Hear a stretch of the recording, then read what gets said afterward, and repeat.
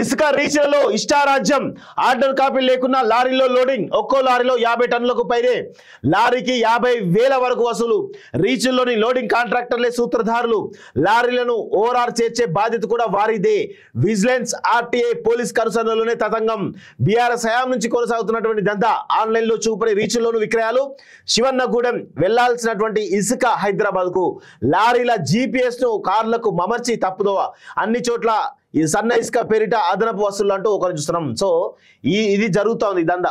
So ఇప్పటికి కూడా రాష్ట్ర ప్రభుత్వం మారి 15 నెలలు అవుతోంది. ఇప్పటికి కూడా ఇసుక రీచ్లు మెజారిటీ ఇసుక రీచ్లు అన్ని కూడా కేసీఆర్ గతంలో ఎవరికైతే ఇచ్చారో వాళ్ళ యొక్క వాళ్ళ యొక్క కనుసన్నల్లోనే ఇసుక మాఫియా అనేది నడుస్తోంది. ఇప్పుడు ఎక్కడ తీసుకున్నాం Mahadevpur side, Kaleshwaram side, Chennur side, Mulugu side, మిగతా జిల్లాలో ఉన్నటువంటి ఇసుక రీచ్లు ఏవైతున్నాయో గతంలో కేసీఆర్ సంబంధించిన సామాజిక వర్గం సంబంధించిన వాళ్ళు చాలా పెద్ద ఎత్తున రీచ్లను చేసిరు. వాళ్ళే మళ్ళా ఇప్పుడు కూడా కంటిన్యూ అవుతున్నారు. దాన్ని ఒక్కసారి డీటెయిల్గా మీరు తీసుకుంటే అన్ని రకాల విషయాలు, చాలా సంచలన విషయాలు బయటపడతాయి. సో టీఎస్ఎండిసి కానీ రాష్ట్ర ప్రభుత్వం కానీ మినరల్ డిపార్ట్మెంట్ ఏదైతుందో వీటిపైన ఫోకస్ పెడితే ఖచ్చితంగా గతంలో ఎవరైతే ఈ ఇసుక రీచ్లలో కాంట్రాక్టులు చేస్తున్నారో అది కేసీఆర్ సామాజిక సంబంధించిన వాళ్ళు ఎవరైతే ఉన్నారో వాళ్ళే ఇప్పుడు మళ్ళీ కంటిన్యూ అవుతున్నారు. దీనిపైన ఆడిట్ కనుక పర్ఫెక్ట్ ఆడిట్ చేస్తే సంచలన విషయాలు బయటపడే విషయాలు గుర్తుపెట్టుకోవాలి. సో పెద్దపల్లి జిల్లాలోని తాడిచెర్ల బ్లాక్ 2 గోపాల్పూర్ ఇసుక రీచ్.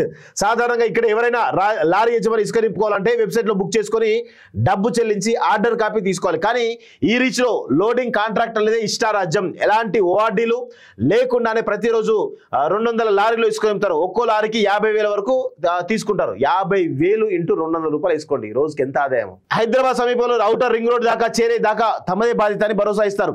ఏకకాలంలో బయలుదేరే ఈ వాహనాలు ఉదయం 9 గంటలకల్లా ఔటర్కు చేరుతాయి.